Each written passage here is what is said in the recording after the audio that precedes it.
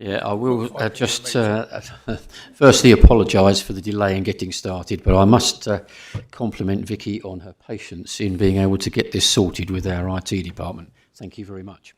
So, welcome members, officers and members of the public to this meeting of the Development Committee 26th of February 2026.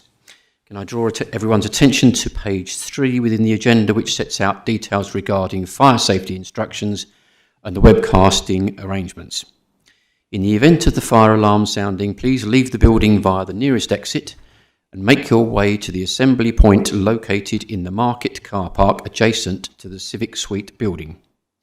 Please do not return to the building unless given permission by council staff.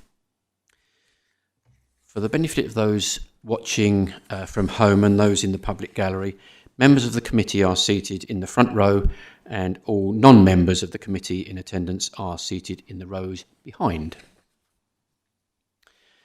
Item 1, apologies for absence. I've had none, but there is one member in attendance who is a non-member, Councillor Phil Shaw.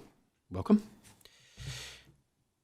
We have 2 sets of minutes to agree. So item 2, minutes of the meetings held on the 20th of January 2026 and the other meeting minutes on the 29th of January 2029. Members, are the minutes agreed? Thank you. So moving on to item 3, let's receive declarations of interest. Are there any declarations of interest? Councillor Shaw? Thank you. A member of Essex County Council and Deputy Cabinet Member for Highways for Essex. Thank you. Councillor Steptoe? A member of Essex County Council. Just for future reference, we do need to know, so if you can think about it when we have declarations of interest. I've been instructed to ask that you give your reason why, not just that you're a member of. So if we can just bear that in mind in future. Thank you. Coming back, Chair, you can only have one reason, that you're actually an elected member for Essex County Council, and I've already said that I'm a Deputy Cabinet Member for Highways, so that's the only reason we can give, really. Thank you. You have, and I thank you for that. It's just a general announcement for everyone to take note of in future. Okay, thank you very much. So moving on to item 4. This is for items referred from the weekly list, and the first one we have is item 25/00652/full, land north of Tudor Lodge, St John's Road, Rayleigh. Mike Stranks will present the report. Thank you, Mike. Thank you, Chairman. This application you'll see on... No, you won't. Hopefully see on the screen. There you go. This application you'll see on the screen, the Carpenter's Arms roundabout you see in the middle there with the cursor. London Road on the northern side. Can you get closer to the mic, please? London Road on the northern side and the A1245, former A130 to the west of the site. We're talking about this triangular wedge, some 0.69 hectares of land that fronts onto St John's Drive, but also backs on to Beachle Chase South to the other side.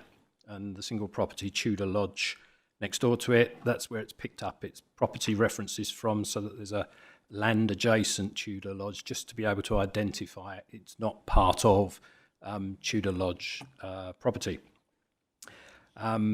The members will see from the report that in November 22, planning permission was granted for an equine use which comprised a stable, and that's been implemented. If we can just mix the plans a bit and go to some photos just to give context. Members will clearly see this has been implemented. There's the gated access and the surface.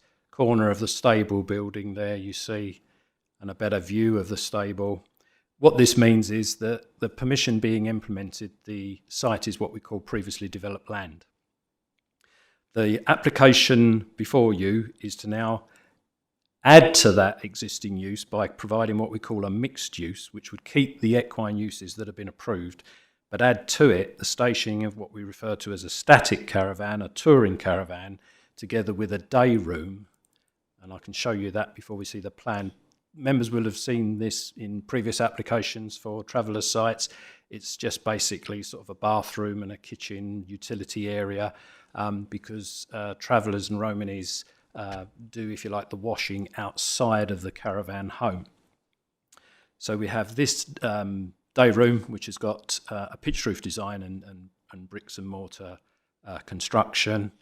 And then if we see from the proposed layout, you'll see that here in the dark grey, lost the cursor for a minute, there you go. The dark grey building is the existing approved stable, that's unchanged. Then through the access, you'll see what we call the static caravan. That's like you see on some holiday caravan parks where it's got limited fixing to the ground, connection of services, etc. Then you have the day room, you'll see built to this one side, or would be, and then the parking of what we call a touring caravan. That is one you hitch up behind a vehicle of some sort and go travelling. The site, as members will see from the report, which I won't go into all the details, but you'll see that it is Metropolitan Green Belt. Now, the council has got a joint Rochford and Southend Green Belt study that was approved prior to the current MPPF that you work to. Now, importantly, if I can get to it, you'll see that this, I've got to scroll down, okay. We're dealing with the definition of what the government introduced as grey belt. And what that says is the site can be in the green belt, and to be grey belt, it's got to have less than a strong score on 3 criteria. The first one is that it doesn't impact on the historic towns, where we have historic towns of Rochford and Rayleigh, and they're surrounded by residential development. So this site isn't going to impact on that. I've got to scroll down to site 37 while I speak, so if members will bear with me.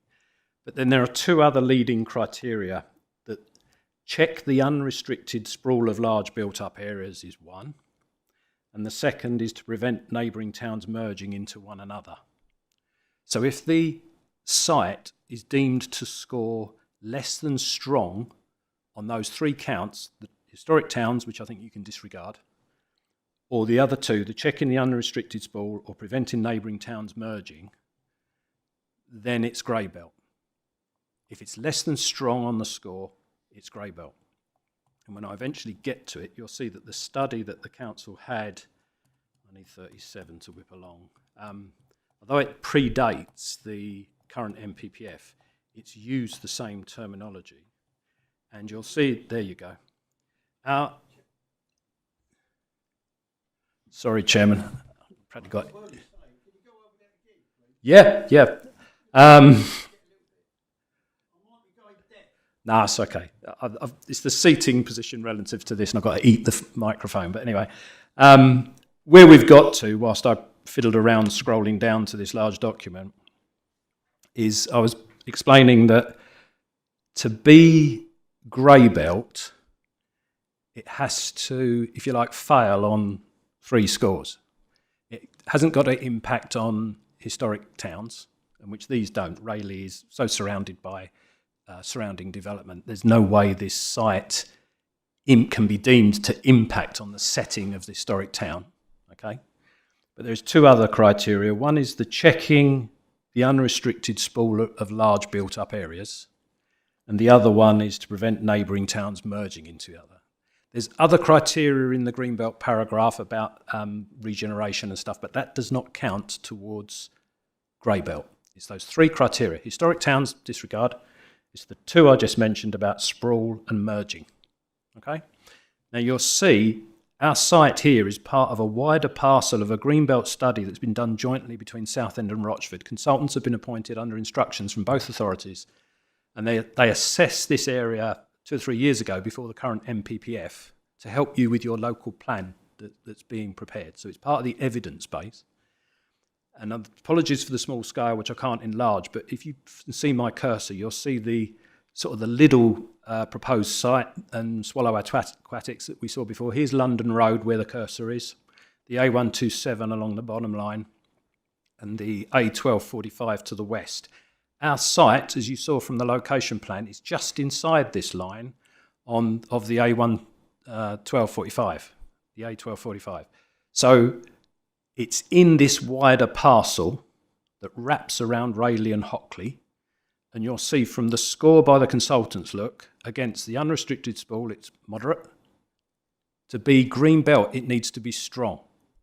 So if it's less than strong, it's grey. And you'll see on the preventing towns merging, it scores again moderate.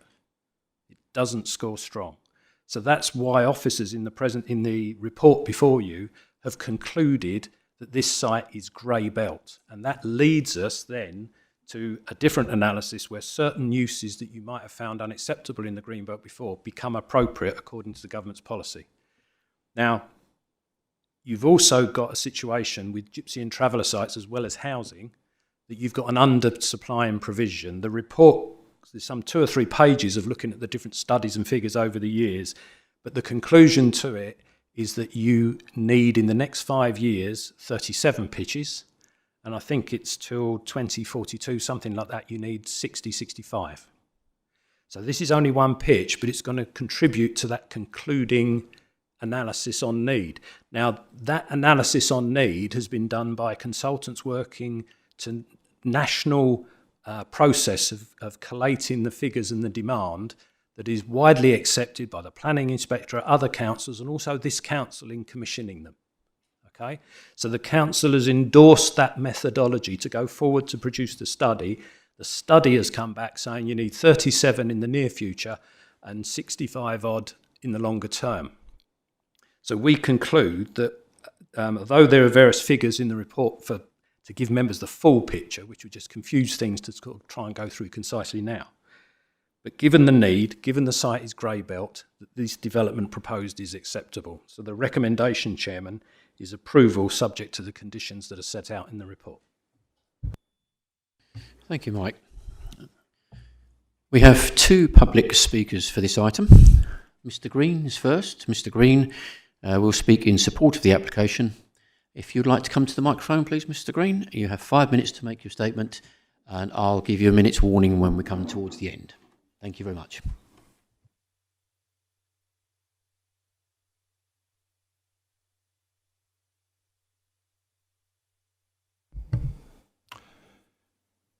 Thank you, Chair. Good evening. I am Nathaniel Green from Green Planning Studio, and I'm speaking on behalf of our client, Mr. Mark Pickett, in support of this application. And this committee is here to decide the matter on planning issues only. This application is recommended for approval subject to conditions. The application is for a change to a mixed use of land comprising the stationing of caravans for residential purposes, the erection of a day room ancillary to that use, and the keeping of horses. This is an application in the grey belt. It is agreed by officers that the site constitutes previously developed land and its position does not contribute to the purposes of the green belt as defined in the NPPF. As your officer's report explains in great detail from paragraphs 33 to 53, there is a fundamental need in the district for gypsy and traveller sites that, other than windfall sites such as these, will not be met in the foreseeable future. Rochford District Council accepts that there is such a requirement, and the council at a recent appeal conceded that, quote, the council published an updated GTAA 2024 which has increased the district's need for a further 60 pitches over the plan period 2024 to 2042. With an immediate need in the next 0 to 5 years for 37 pitches, Rochford still has an unmet need.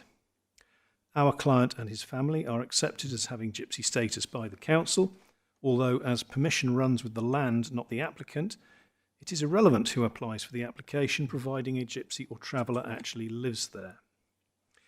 May I remind committee it is not for the applicant to establish whether there are available sites, but for the council.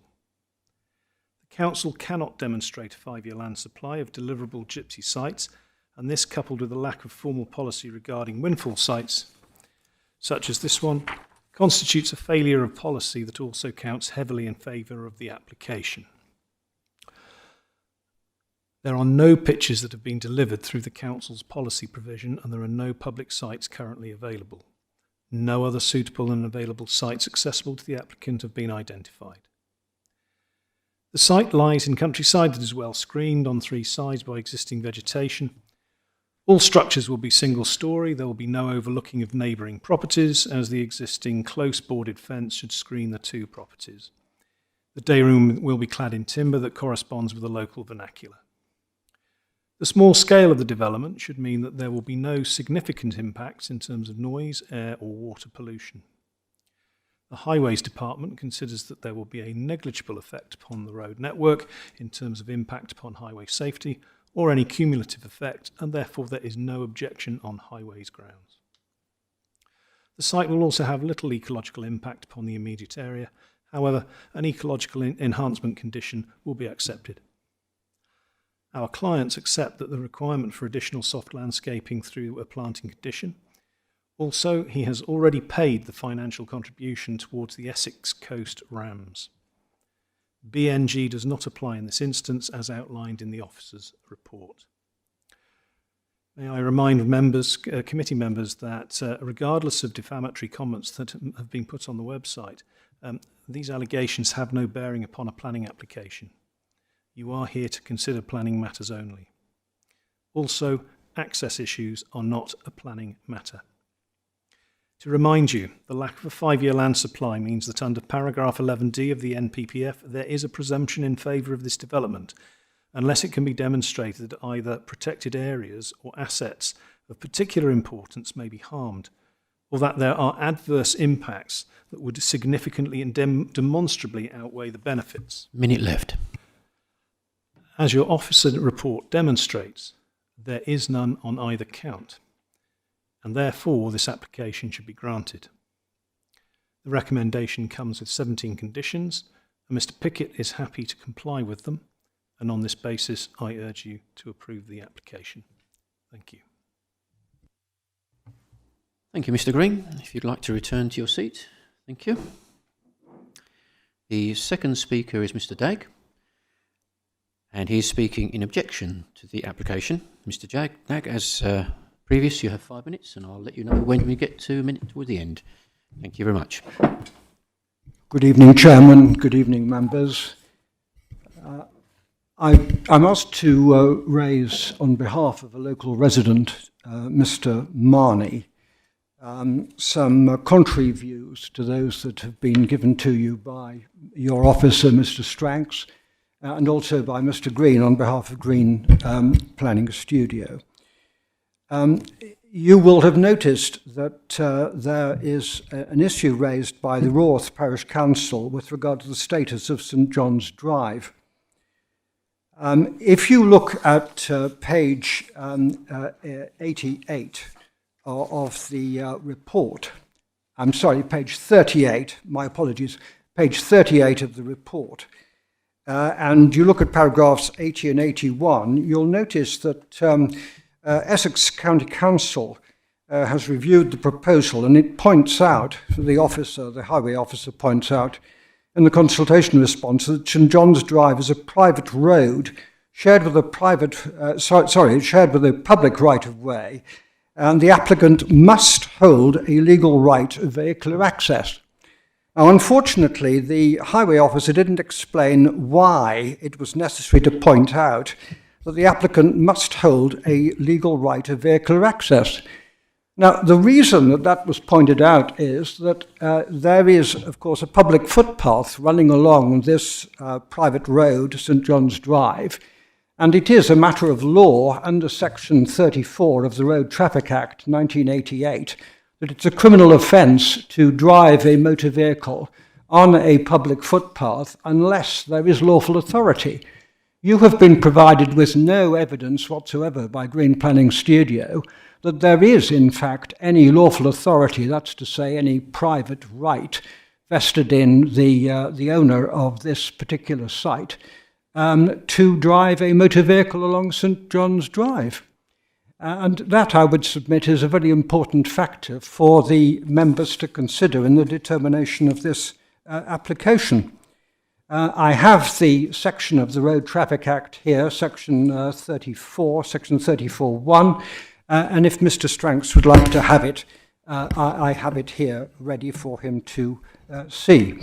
Now, there's an overlap between this point with regard to the status of St John's Drive and whether or not this land is in fact to be regarded as the subject of an appropriate development under the terms of Greenbelt policy. Now, what Mr. Stranks has had to say, so far as the Greenbelt, I should say Greybelt, the Greybelt status of this land is concerned within the Greenbelt, is quite correct. But there's a second hurdle, and that's the terms of paragraph 155 of the National Planning Policy Framework, and the third criterion, criterion C, under paragraph 155 of the NPPF, has a cross-reference in there with regard to sustainable access to paragraph 115 of the National Planning Policy Framework. And that particular paragraph requires that there should be suitable access in each case to enable one to conclude that the development put forward is in fact an appropriate development, I should say a not inappropriate development in the Greenbelt.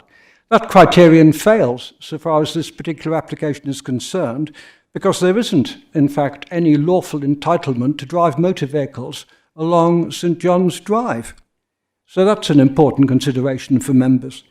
And the third point is this, that this case is put forward on the basis that this is a site for gypsy and traveller occupation. There isn't any evidence provided that Mr. Pickett or anybody else is in fact a qualifying gypsy or traveller. Green Planning Studio could have brought some evidence to that effect, but they haven't done it. So my submission is, on behalf of Mr. Marnie, that it's open to the committee to refuse planning permission on three bases. First, that no evidence has been submitted to show that there was lawful authority to access the site by motor vehicles. That's the reference to Section 34 of the Road Traffic Act of 1988. It can't be right to grant planning permission in a situation where it would be a criminal offence to drive motor vehicles along the private road in question. The second point is that the site is not suitably accessed, and therefore paragraph 155 of the NPPF is not satisfied, and therefore the development is not appropriate in the Green Belt. And third, no evidence has been put forward that the applicant, or indeed anybody who is going to be allowed into occupation by the applicant, is in fact a gypsy or a traveller under the terms of Planning Policy for Traveller Sites to 2024. Thank you, sir. Thank you, Mr. Dagg. If you'd like to return to your seat. Thank you. Okay, we have ward councillors for this area are Councillors Cripps and Stanley, who are on this committee. Now, I need to make it clear, because this has actually been a little bit of a foggy one in the past. If you wish to speak as a ward councillor, I will allow that, but that will mean you'll be exempt from the rest of the debate and from voting. So with that in mind, I'd ask the both of you if you wish to speak as ward councillor. I shall reserve my rights to speak not as a ward councillor. Thank you. Thank you. Same for me. I'm here as a member of the committee, and I speak as a member of the committee, not a ward councillor. Okay, thank you very much. So now we will open to debate. So,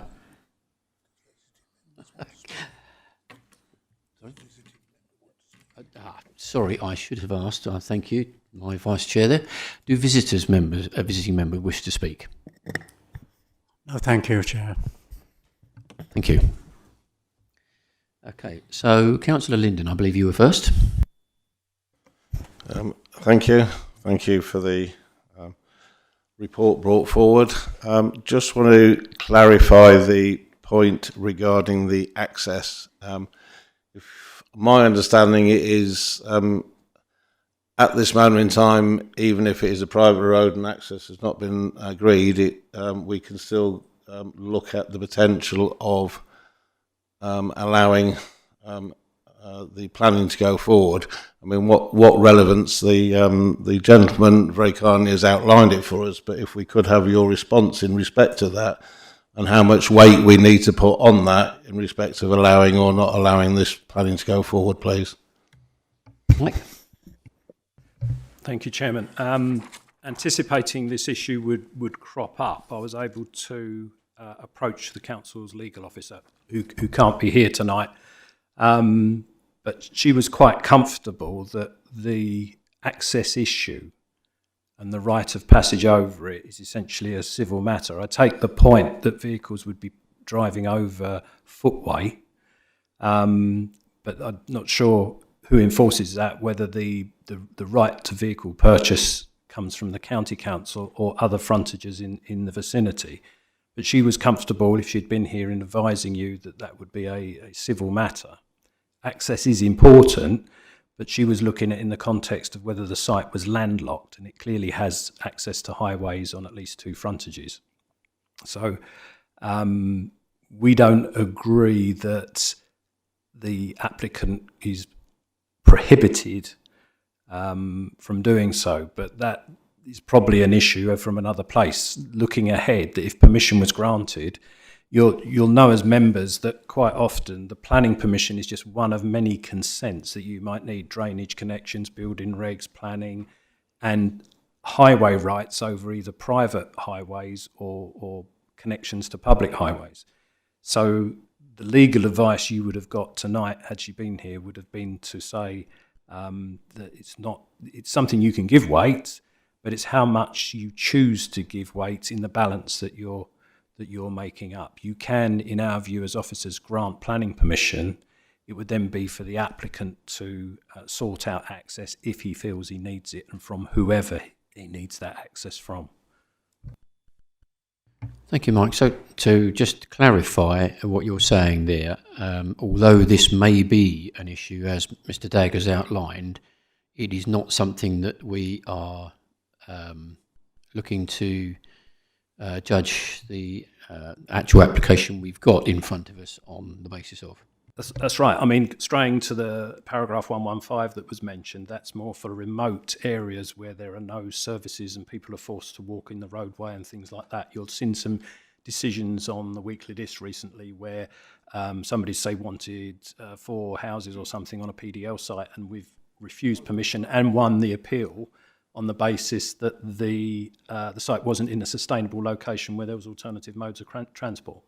So it is a grey area without straying onto grey belt, but officers are comfortable that it's not something on which this stands or falls. Thank you. Okay, so Councillor Squires-Coleman. I'll come to you. Thank you, Chair. Before I ask my main question, can I just clarify, which I think I understand correctly, the owner of the stable is the same person who's putting through this application, yeah? Yes. Yeah, so I just wanted to make that clear. I thought I understood. So with reference to previous non-compliance on page 43, 107, was it referred to enforcement? And if it was, what was the outcome? Mike? I don't have that information, Chairman.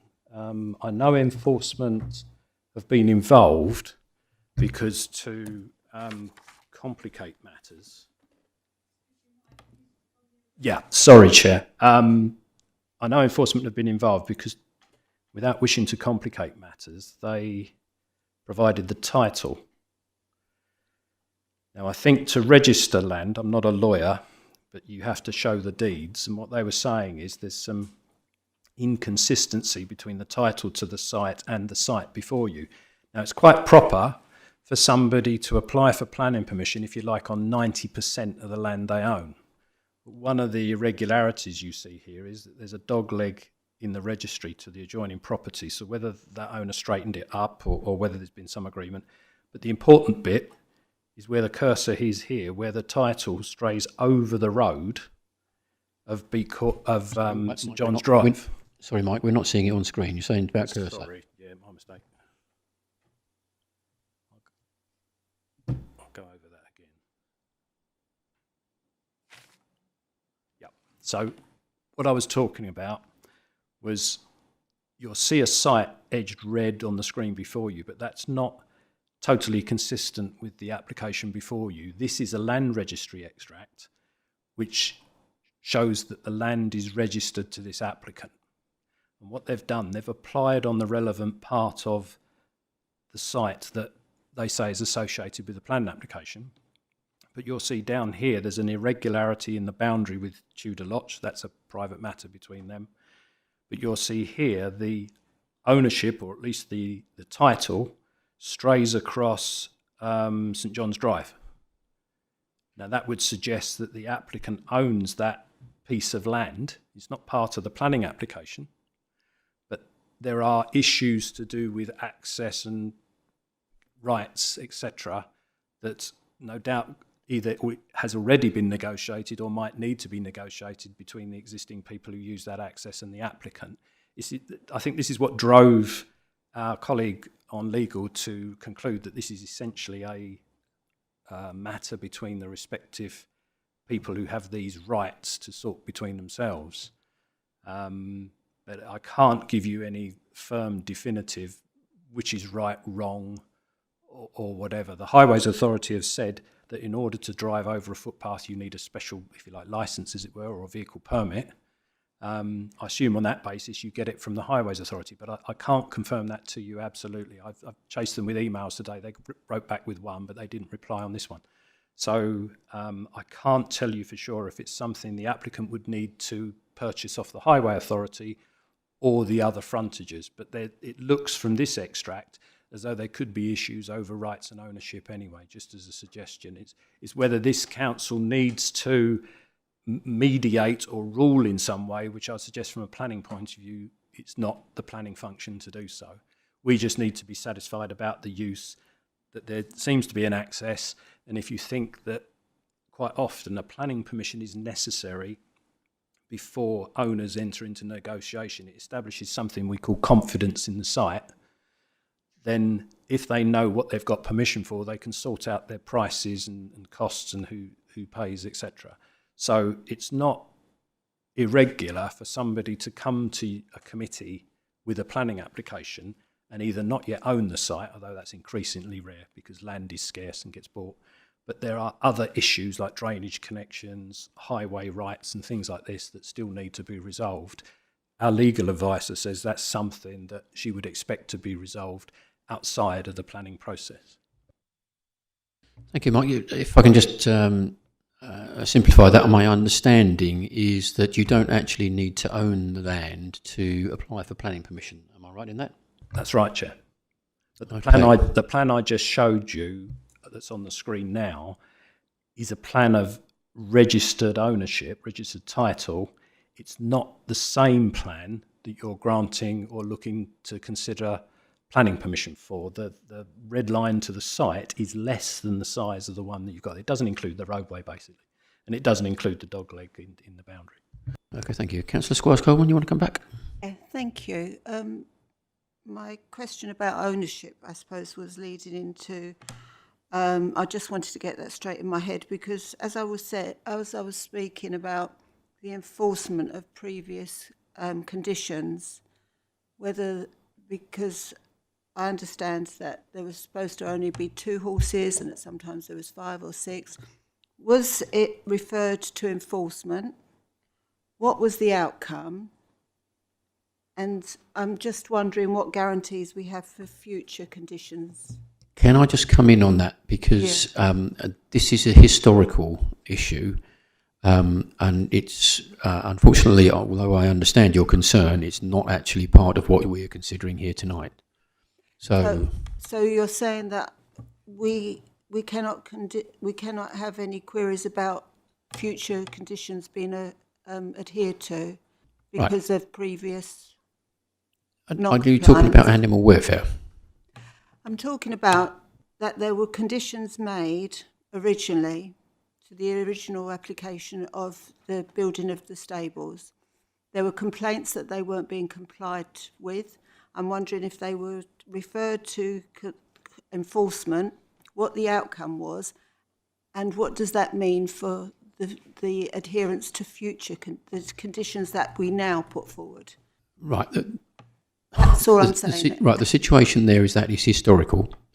If conditions have been broken, that is something for enforcement. It's not for us here tonight.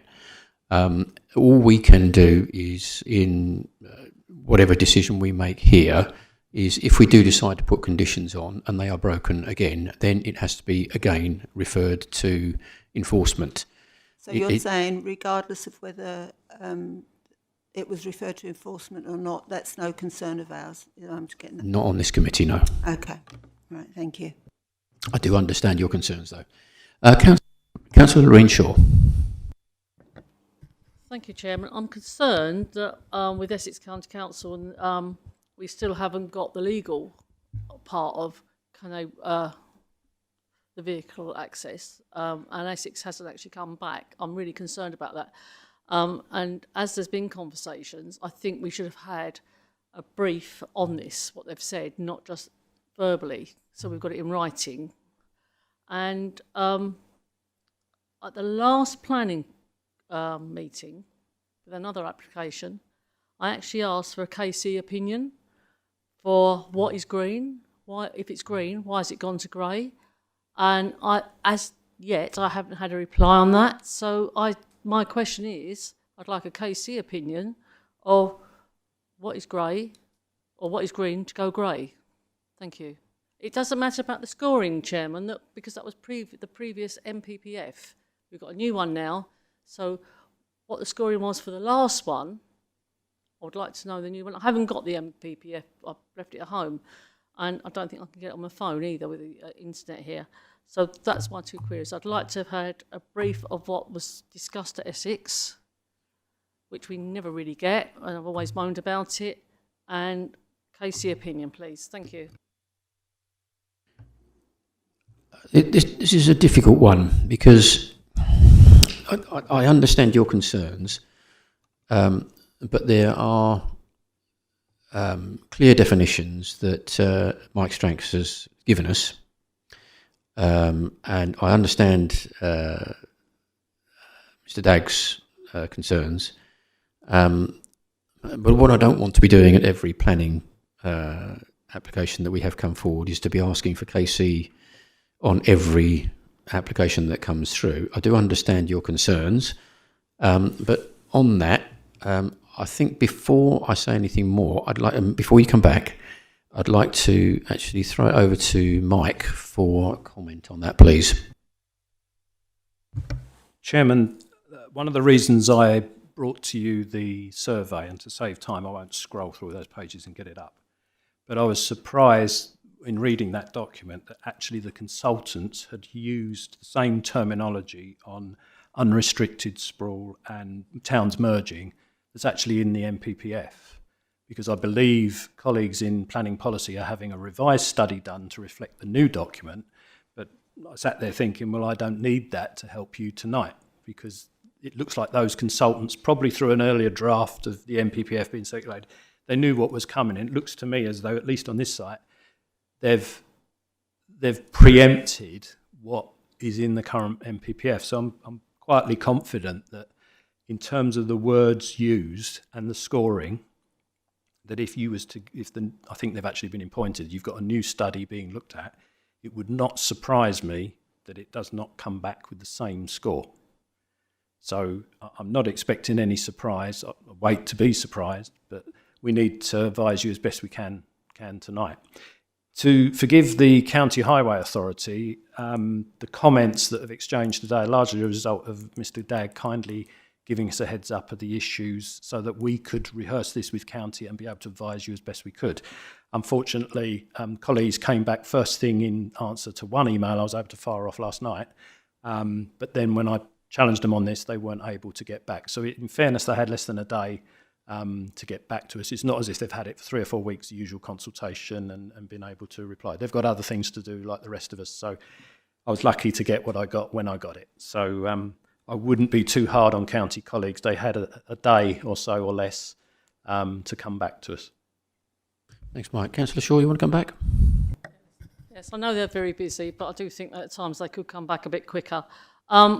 On your question, your comment about you don't want every time we have a planning application about KC, this has been asked before, we haven't had it. So if we got it originally, I wouldn't keep asking about it. So if we got it, because once we get a KC opinion, it goes for every application. But we are not getting it. And that's all I want is what a KC opinion is between green and grey. That's all I want. Thank you. In fairness to yourself and to the committee, I have asked to have excuse me, a view of the KC report that we had on the Braes Lane, excuse me, Braes Lane application. I haven't seen that yet, but I've had a fairly comprehensive verbal confirmation of what's in it, and it does, from what I'm hearing from Mike and what I was told, it does kind of back up what Mike was saying. Now, if the committee is minded that they need to defer for that, then that's a decision for the committee to take. But I think we need to be mindful that we are not actually, how can I say, introducing unnecessary action when we have had steer from a KC on another job that does kind of back up where Mike's coming from. You want to come back? Yeah, sorry, I know we should only do one question. That's fine. If someone's seen this KC opinion, then it should go out to every member on this, or every member of the council who may be on this committee or substitute. You know, we've asked for this, we haven't seen it, and I'm sorry, I can't, for that reason, I can't support this application. Thank you. Okay, just for the committee's understanding, I have actually asked for it to be circulated to every member of the committee. So, okay, so moving on, Councillor Cripps. Thank you, Chair. Obviously, Councillor called this in. I'd like to explain why I did that. When it was listed and I had a glance at it, I was surprised to see there's 133 paragraphs on it and 17 conditions. And what that said to me was, this looks like a difficult one. I better get and read this in some detail, which I did. And by the time I'd finished reading it, and I think what's happened already here this evening confirms my concern. I was very worried that there were aspects of it I didn't understand, and I have subsequently spent a lot of time going through the MPPF to try and understand, and I have reduced the number of questions I had to a core 4 questions that I was planning to put forward tonight. But I think with the preceding matters, the one I want to jump into at this right time is the 155B requirement. I don't think it's got anything to do with legal advice or opinion, because it's in the MPPF 115 item B, and it says safe and suitable access to the site can be achieved for all users. So it's talking about the MPP itself, itself has got an item in there. If you'd like to go to the full, that's just a cropped version of it. But it's the MPPF saying that the sites have got to be able to give all users access. So I think there is an issue there within the MPPF. Now, I'll leave it at that for now if you wish, or I'll roll on with my other 4. But I thought that was worth saying now because we were talking about that. Just commenting on that, if I'm playing devil's advocate here, we're talking in the MPPF, they're having safe access. There is safe access to this site. Whether it's legal or not is the question. And I think that's where the definition is sufficiently woolly that it actually does give us the situation that Mike has actually brought to us. But you want to bring some more points. Well, I'll go back on that one. It says safe and suitable access to the site can be achieved for all users. So I think that's, to be honest, splitting hairs. That's what it says in the MPPF. And I'll roll on with my others because it's the same pattern. I've got 4 items. I'll try not to bore you to death. I have reduced it to what I think is necessary. First up is the officer's preamble prior to the report. Page 19, paragraph 1.3. This identifies that we have an existing evidence base in the form of a Greenbelt study dated 2020. It goes on to state that the rating at that time was medium, strong at that time. However, the officer's report makes the point that 2020 precedes the latest MPPF, December 24. If you go through the report, there are numerous documents which predate the new MPPF by some measure, certainly a lot longer than to 2020. They appear to be still in operation and being used despite the new MPPF. So on that point, I want an absolute definition of what that means, because I, with this and others, find that you've got to have, we, the members of the committee, this is going to keep happening, the same questions, and we need to have a very definitive thing. Why is that one not applicable when all the others are? So that's a simple question there. It also moves on paragraph 1.4 to actually explain that the government, via the MPPF, no longer sees safeguarding of the countryside from encroachment as a criteria to be considered, which it obviously was in the only Greenbelt study we've got, because the other one's not due till later in the year. And the reason it's late is because the government delayed our local plan by 2 years. So I want an answer on is that correct as written?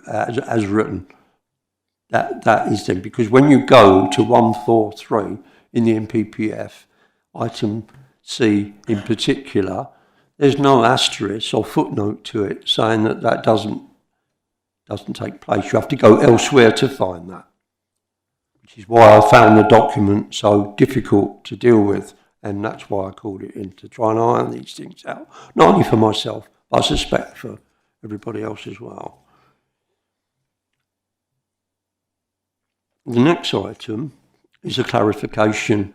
I think it is 2 paragraphs that appear to conflict with each other, but the officers might be able to straighten that out for me, but I'll say it anyway. Page 22, para 12, covers a number of aspects in a fairly big paragraph. It includes the words, and I quote, "and unmet needs are unlikely to outweigh the harm in the Greenbelt." That's a statement that caught my eye. In the very next page, 23, para 13, it's the opposite, and it would appear that unmet need is actually a key criteria, and that was mentioned earlier on as well. So for me, on that one, I need an officer's explanation as to why one paragraph and then the one below it seems to say a different thing. There may be a more subtle reason to it. Could I just comment on that before we go any further on that? Because it doesn't, from what I'm hearing, it doesn't seem to conflict. What it does do is the first statement that you said with regards to need does not, if I get it right around the right way, does not actually take precedence over Greenbelt. Yes. And the second statement, remind me? The second statement, I haven't got in verbatim because it's a Yep. paragraph. Yep. But basically, it makes it clear that you've got to consider unmet need. Considering unmet need seems to be a point on its own. It doesn't seem Yeah, to be... but the original paragraph uses just those words. It says, Okay. and unmet needs are unlikely to outweigh the harm to the greenbelt. Now, I appreciate, as I started off by saying, it's a clarification I need on that, because when you're trying to understand 133 paragraphs of backwards and forwards, all I'm trying to do is to get on the table these things that are open to interpretation and get a definitive fix on it, because we don't want to be doing it at every development meeting, trying to answer the same questions. That's why I'm asking the question. I think there are a number of issues that have come up since the NPPF has been upgraded, or changed, I should say, that we are waiting for judicial review on various cases to actually give us clarification on these things. And we are all in the same boat. All councillors are in the same boat. Just so as I can move this along. I've got two more. I'll make them quick. Yeah. Okay. Mike, are you okay to take these all in on block? Yeah, hang on, wait 1 minute. If Councillor Cripps has got more, if you can just give us all of them and then... While it's in my head, Chair, I'd rather deal with that one that you just, because it's complicated and I've got an answer in my mind. So I'd like to deal with that one. Can you get a bit close to the mic? Sorry. Sorry. Because it's complicated and I had an answer in my mind, I'd rather like to do that while it's fresh, but happy to deal with the rest. Go ahead. If I can, the paragraph 12 is if you, first of all, what we have to do as officers, we have to navigate carefully for you through all the steps. And what paragraph 12 is saying, in a greenbelt case, it's clear that the harm is not outweighed by the need. It's the long-standing position. What the next paragraph does is take you to a grey belt situation. So it's taking you up rungs of a ladder, if you like, steps through the complexity that says if you didn't have any grey belt, it would stop at paragraph 12, that the need does not outweigh the harm for you to consider on the green belt. But we're then taking you to, this is how it is now since 24 with grey belt. And I take the point that the initial paragraph that sets out all the purposes of the green belt, there's several, there's 5 purposes. What the government has done, they've taken 3 of those into the grey belt criteria. One of which was the setting of historic towns. I dealt with that fairly straightforward, and I think there's consensus in the room. The other 2 was the checking unrestricted sprawl and the preventing towns merging. And they're part of A to E in the paragraph that says all the things to take into account in Greenbelt. The government has selected those 3. The one we don't need on historic towns. These 2, it has. It says if you're dealing with Greybuilt, you then take account of these 2 criteria from the parent paragraph in the NPPF. And you look at that. And where I was going with this study that you've already had done, albeit under another NPPF, another NPPF, the consultants fairly cleverly have used the same terminology that's in the current NPPF. So they've looked at the unrestricted sprawl of large built-up areas and they've scored it moderate. They've not scored it weak, they've scored it moderate. And they've looked at prevent neighbouring towns merging, that similarly they've scored moderate. And what the definition of grey belt in the NPPF says, if you like, it stays green belt if the score is strong. Now, if members tonight feel this site makes a strong contribution into green belt, and you're entitled to come to that view, what's going to work against you is your own study, albeit to a different NPPF, but where, in my view, the consultants have been clever, probably knew the new one was coming. They've already scored it for you. So what you would have to mount is a defence to say, well, yes, our own consultants, our specialist guys looking at green belt have scored this only moderately, but this is why we disagree. We think this contributes perhaps a strong contribution. Now, in advising you, I've got to refer to the document you have that says, look, we've visited that criteria and it's been scored moderate. We're now using that to prepare a local plan. We're updating it because of like the MPPF. But if you're like on the books as part of the evidence base, is this analysis already? I'd be letting you down if I didn't share it with you to help you. Thank you. Yes, I understand the point you're making. They've cherry-picked C on the list, which was the one that was strong. So I appreciate that planners are somewhat compromised. You can only interpret one way. Okay, Mike, you want to come back? Sorry, Chair. I believe one of the comment, I think it was the parish that have picked up on the other criteria in, I think it's paragraph 143. And they've missed the idea in the definition of PDL that it's not all of 143. It's only those cherry-picked ones that the government has taken out, not your planning officers. The government has taken those 3 points out of that paragraph and put them in grey belt and said there's the moderate. So the parish comments that note that elsewhere in the study there's a strong score. Unfortunately, for grey belt purposes, it's not one of the chosen 3 by government that's now in the MPPF. Hopefully I've made that clear, Chair. Well, I think I understand it, but I guess, Councillor Cripps, you might have a different view.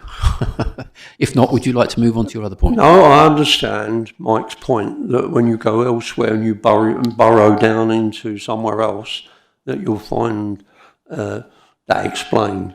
But the way it's set up, when you're reading it, you're immediately down the wrong road. And again, I'm emphasising how difficult this is with all those paragraphs to actually get to the bottom of what's what. I think we understand that. So yep. I'm citing those items. There's too many of it, in my view, to pre-exist, and the only reason I brought it forward is for that reason, is to get the clarity for everybody on it. Okay. If I might, can I finish off quickly? Yes, please do. I don't want to tie everybody up, but I'll make it quick. The report, the report in various places refers to the whole site as grey belt. Based on the information in the report on square meterage, the bit in question for being grey belt is only 12% of that plot. That's the only bit that's going to change. The vast majority of the site remains as it's always been, currently is, and will be going forward. It's grazing land. So my point here is, why are we classifying the entire site as grey belt when only 12% of it would meet that hard standing, building and so on? That's that one. The last one, you'll be glad to know, is again another interpretation issue, I think. This is page 23, paragraph 15, and it's about previously developed land. And it includes exceptions. And I'll read out part of the quote that relates to the point I want to make rather than all of it. But this includes land that is or was last occupied by agricultural and forestry buildings, and land that was previously developed but where remains of permanent structure or fixed surface structure have blended into the landscape. That sounds very much like this plot. And that para there is suggesting that could be an exception to the assumption of development. But I defer to the officers to explain that to me. Okay, thank you, Mike. Over to you. Chair, on the screen, hopefully, you'll see this. I'm back to this study again. Apologies that I can't zoom in on it. But you'll see that the study that you had commissioned with Southend looked at several, what they've referred to as parcels. And our site tonight is a minor pinpoint where I've got the cursor, if you can see the cursor, in the vicinity of the Carpenter's Arms roundabout. You'll see that the Lidl site, Swallows Aquatics, is the square to the east of that. Now, in this assessment, all of that big chunk, those hundreds of acres that wrap around from Wheatley's all the way round to Canewden Road, Ashington. That's one parcel of land that these consultants say is grey belt. So your site that's before you tonight is a small 0.69 of a hectares of this big area that's been defined as grey belt. Yeah? So why we say the whole site is grey belt is because this assessment, it said that it doesn't perform such a strong green belt function to retain those green belt protections that we've worked with for many years. Now, in terms of previously developed land, when you take a piece of land as the applicant has and you implement a permission, say for stables, he's put down a hard standing and a stable, that land becomes PDL. I think the member has calculated it only represents, the physical development only represents some 12%. But whether it was, even if it wasn't PDL, that site is still wholly grey belt. That's the issue. It doesn't have to be PDL and then it becomes grey belt. It can be grey belt. Some of those land areas in that big swath of land that you see, they're fields. They've got no buildings on them at all, but they're grey belt now. They have the same tests you'll see in the survey, look, against sprawl and merging of moderate. And not all of that land has got buildings on it. So that's why we say grey belt. We're also advising you that part of the site as well is also previously developed land. So when you're weighing up the impacts, and you've got some of it developed and you've got an assessment that concludes it's grey belt, you've got to know all of those things, and we're telling you all of those. But it's not a straightforward line.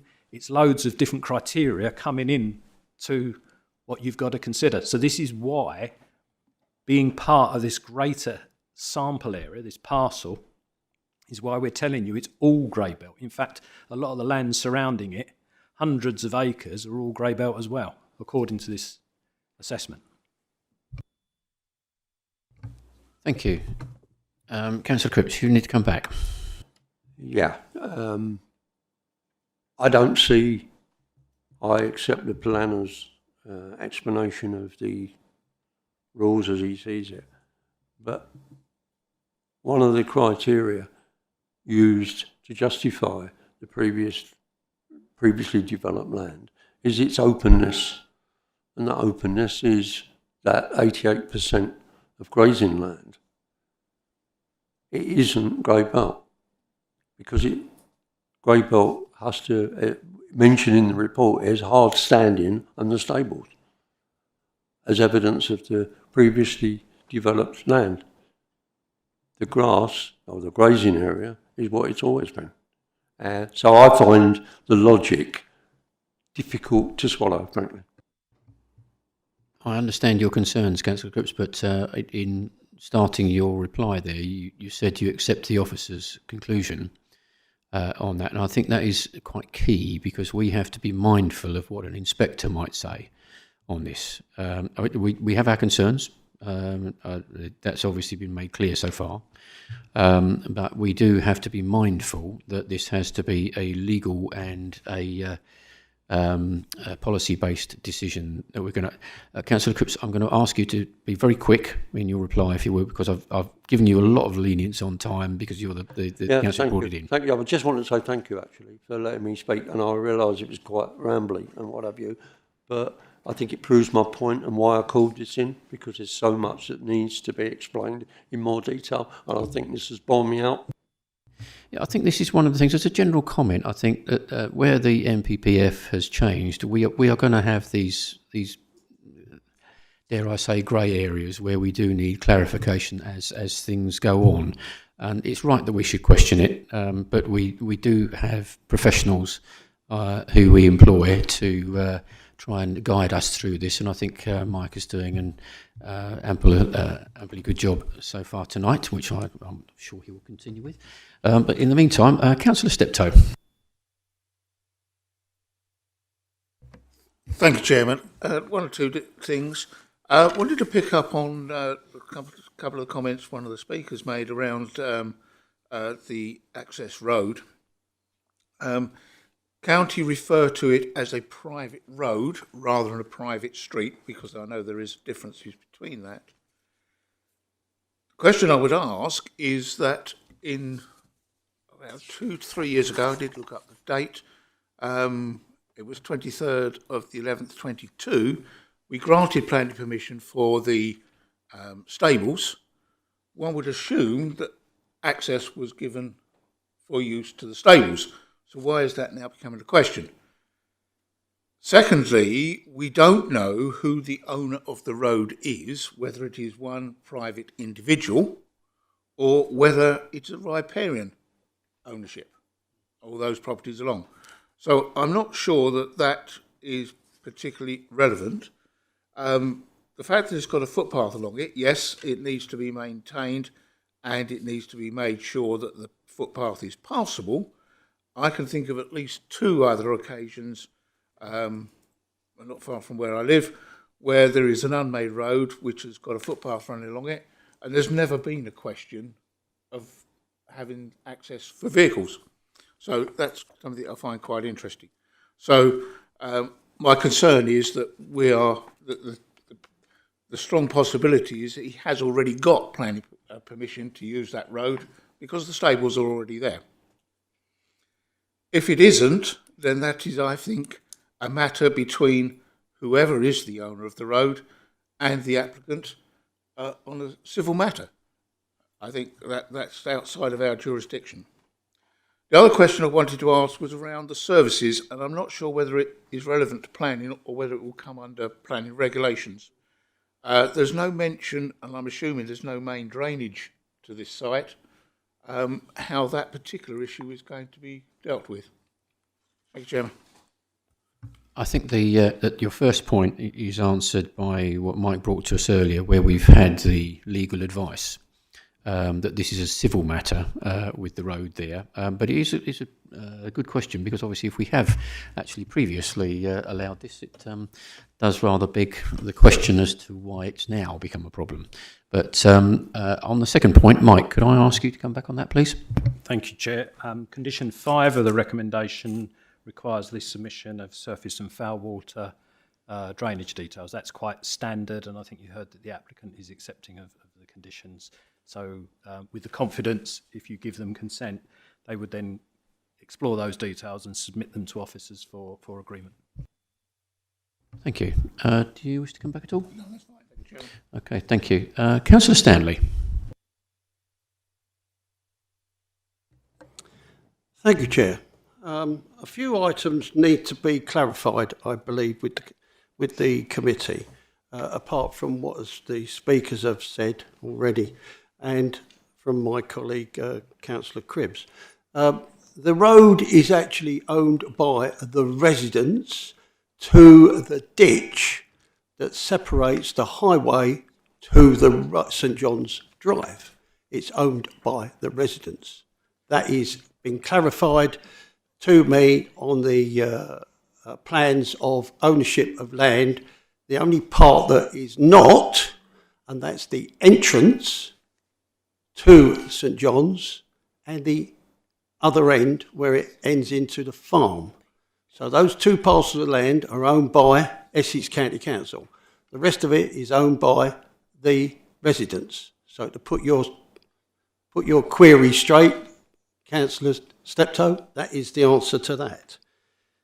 How I would like to, I know this has been said about the vehicle access and what have you, but it's only 3.5 tonnes that is allowed on that road. Now, I don't know who's going to supervise 3.5 tonnes, but you can't get a lorry, a builder's lorry, on that piece of road, and that weighs more than 3.5 tonnes. Yes, the stable will weigh less than 3.5 tonnes. There's no doubt about that, because it will come in as structural pieces of wood rather than in a complete stable. So therefore that clarifies that situation. As for the drainage and what have you, well that comes as natural. You will get a water supply because there is a water supply in the road, and as for the rest of it, that will be a cesspit or some sort of medium that will work for that. It's very difficult to say.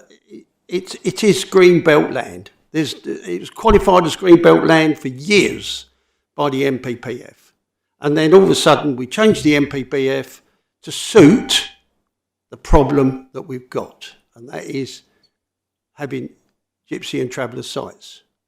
That's where that is being held. Now, as it's been pointed out, that there's only 12% of that area which should be and classified as grey belt. The rest of it should be green belt. There are no special circumstances. I haven't heard anything about special circumstances at all from the officer, and I haven't read any special circumstances why this should go ahead as a gypsy and traveller site. I do understand there are some special circumstances, but in this case, there is none. I can't see any, and therefore I can't judge that.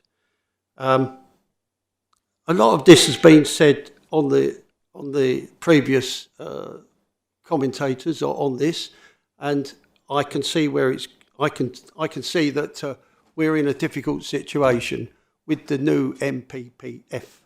Unfortunately, it's only just come about, and we've got to learn to deal with it.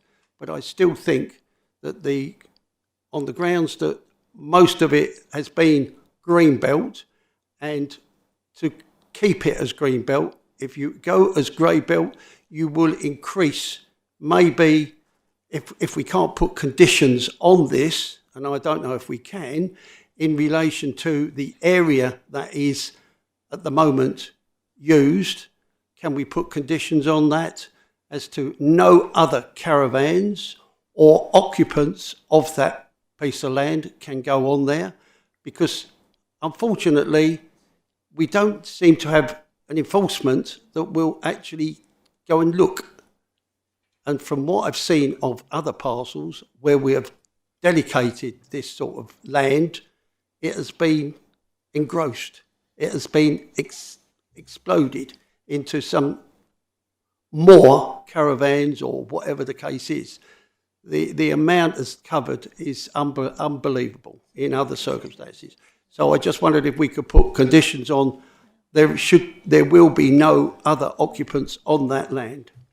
Thank you. Okay, thank you, Councillor Stanley. You've got three things there. Weight limit. Can I just make it clear? We're going round and round in circles on this one. The road is not part of this application. So I'm afraid that one dies at the death. It's others' responsibility. We don't have the responsibility for that.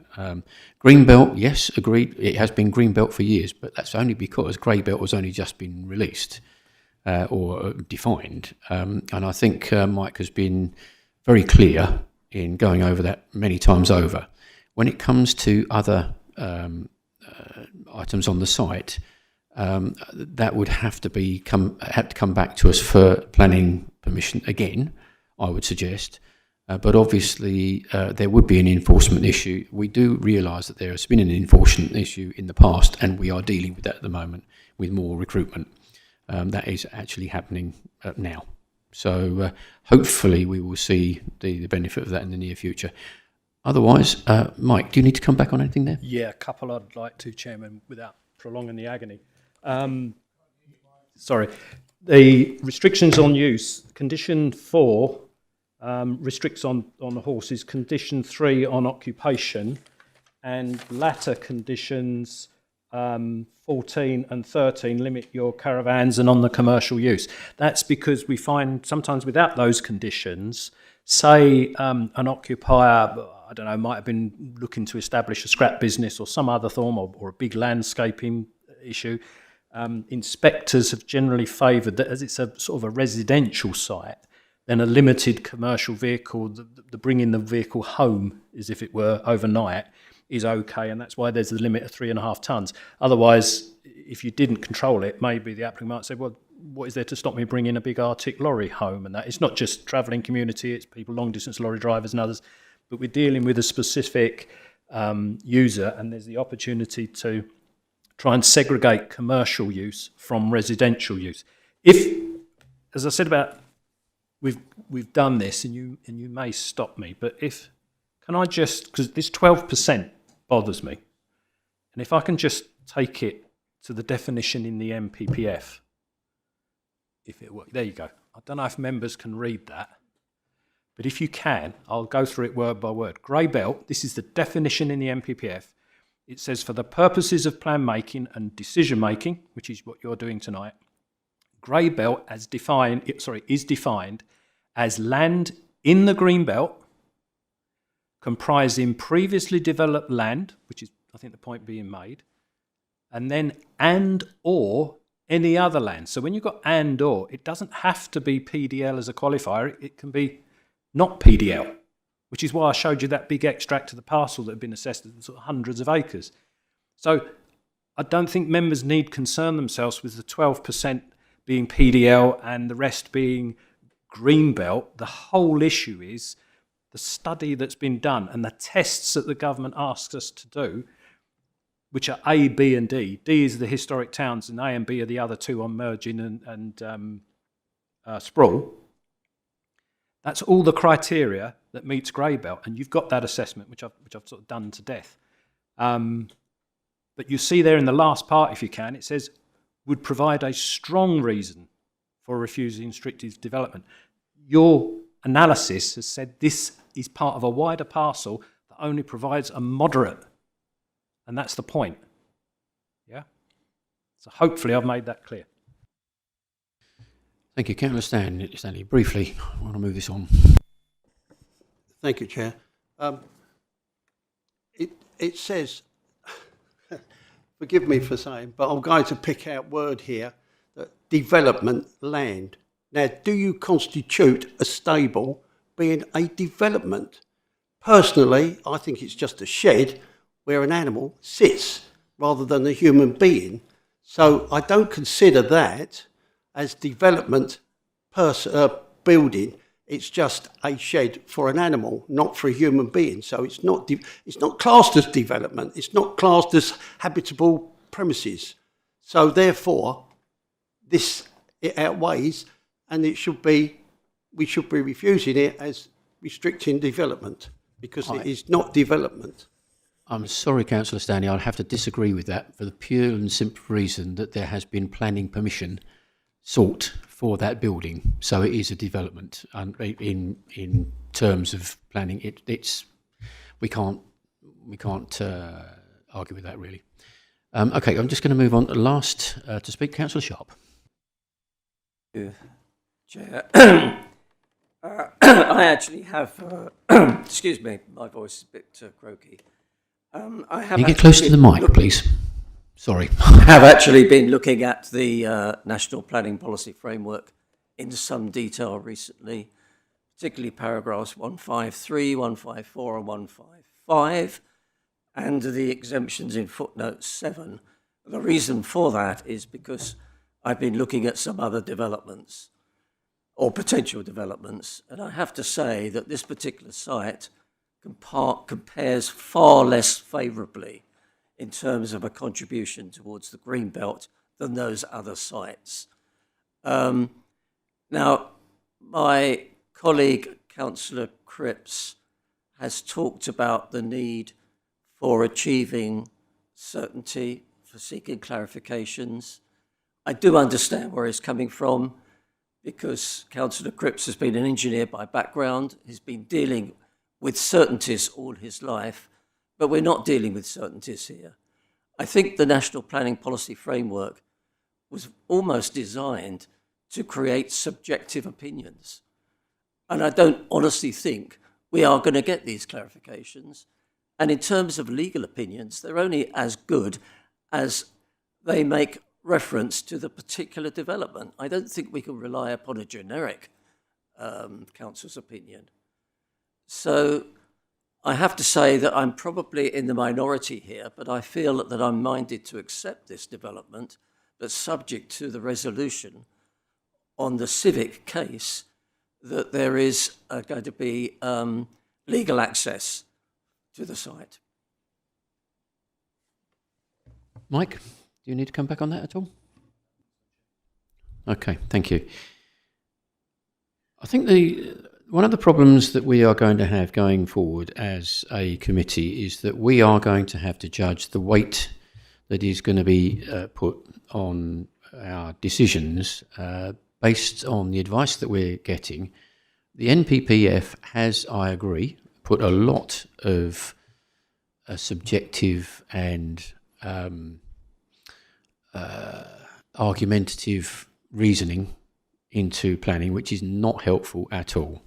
This is the reason being why we as a council have been writing to central government many times over to try and get clarification on it, on the situations. But we do need to move this on, and I think we need to be mindful of the legal situation here and also policy, as obviously we as the committee are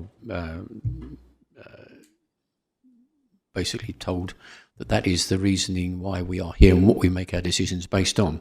So with that in mind, I think with what I've heard this evening, that there is enough weight to propose that we determine the application. And so it is proposed that the committee resolves to determine the application having considered all the evidence. The recommendation is one of approval subject to conditions on pages 50 to 53. I will move for acceptance, approval. Do I have a seconder? Thank you. Sorry.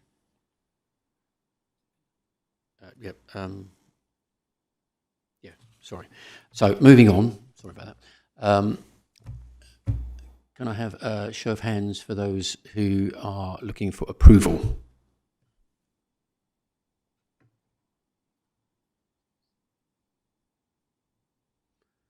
Okay, thank you. Those who are against? None, so abstentions? Okay.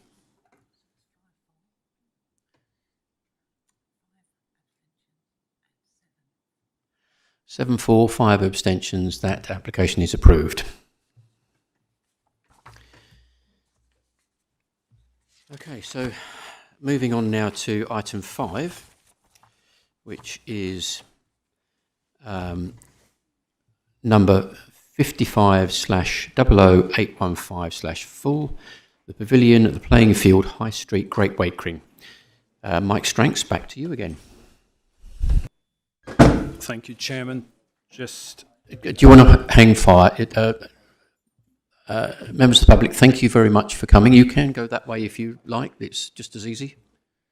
In fact, it may even be easier. Okay, no worries. We'll just wait until everyone's gone so as we can hear the presentation.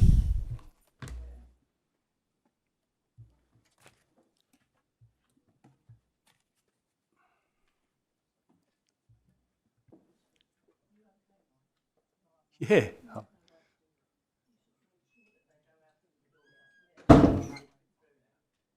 I will bear that in mind for future. I wouldn't worry. I'm not hurt. I'm more worried they go out and vandalise our cars or something like that. But sorry, in this. Okay, everyone, we are on live stream. Just bear that in mind, please. So, moving on, as previously entitled, Mike, please, would you present the report? Thank you, Chair.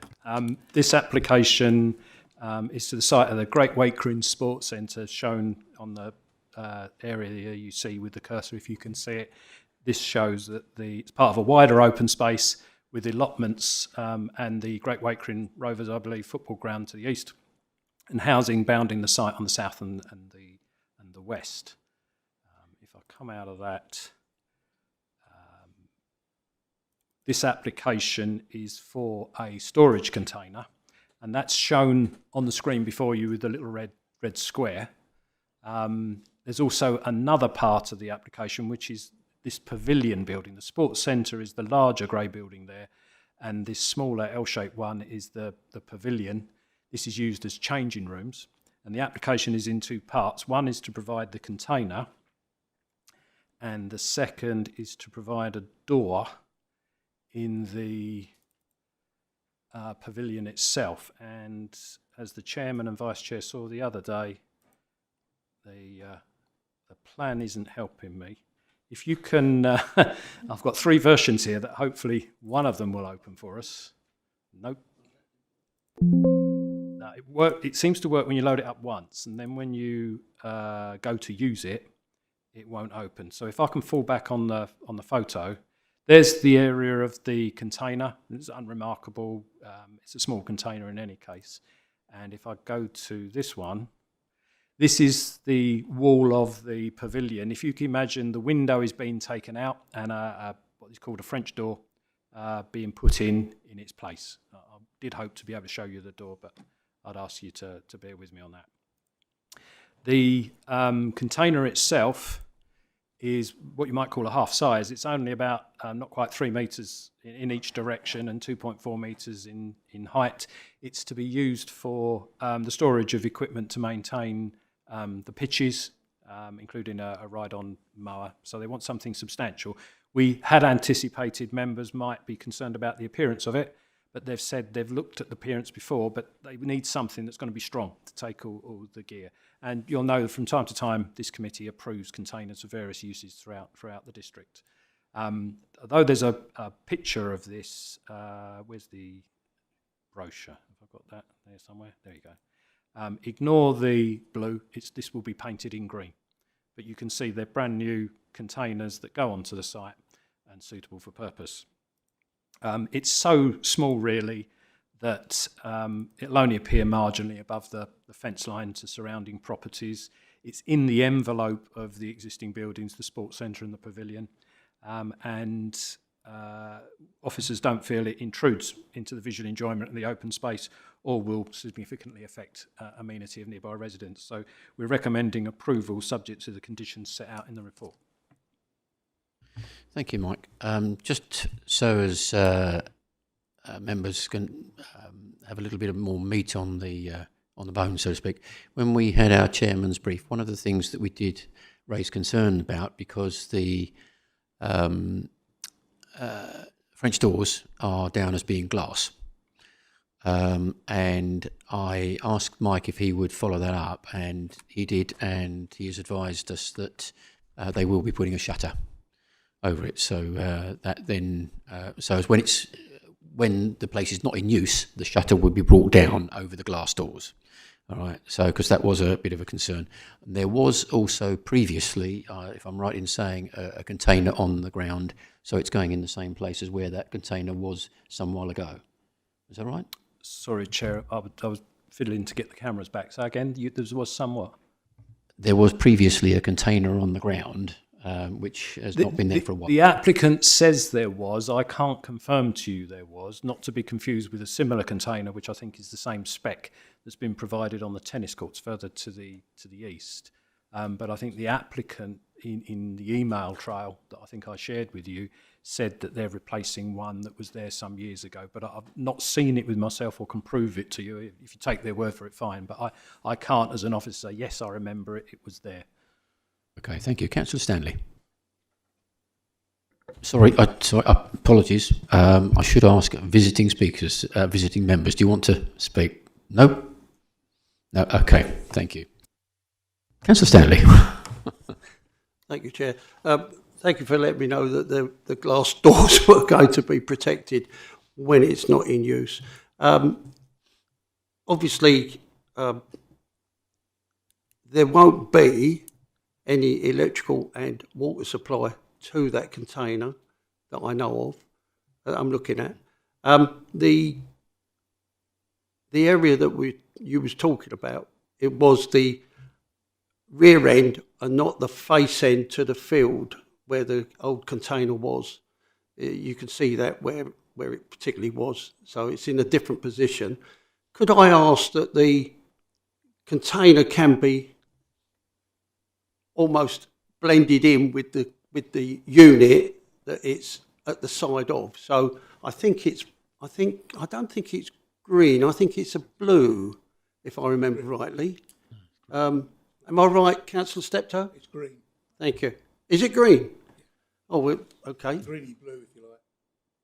Well, anyway, Yeah, could we make sure that that's blended in with the building itself? So I think I'm not too sure if it's half and half.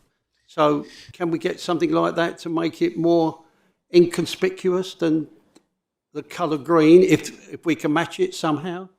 Thank you. My understanding, correct me if I'm wrong, but my understanding is that they're going to be painting it in a colour that it does actually merge into, into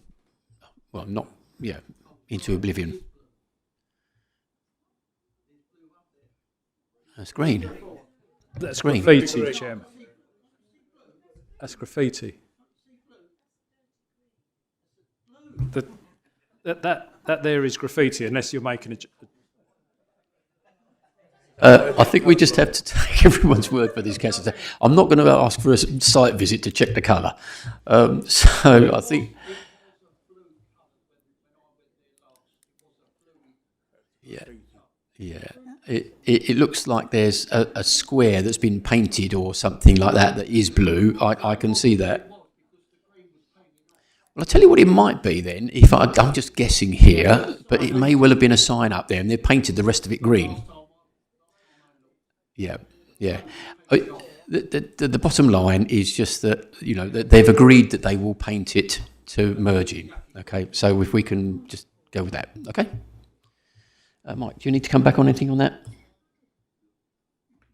No, Chair. I was thinking it was graffiti, but I think yours is the wiser comment that it's probably a sign that was there. So I've nothing to add. Any more speakers on that one? No? Okay. So it is proposed that the committee resolves that planning permission be approved, subject to the following conditions on page 64. To turn to those conditions.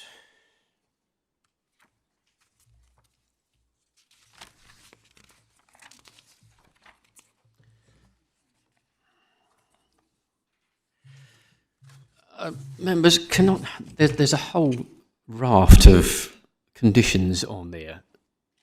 Can I take it that you've all read those conditions?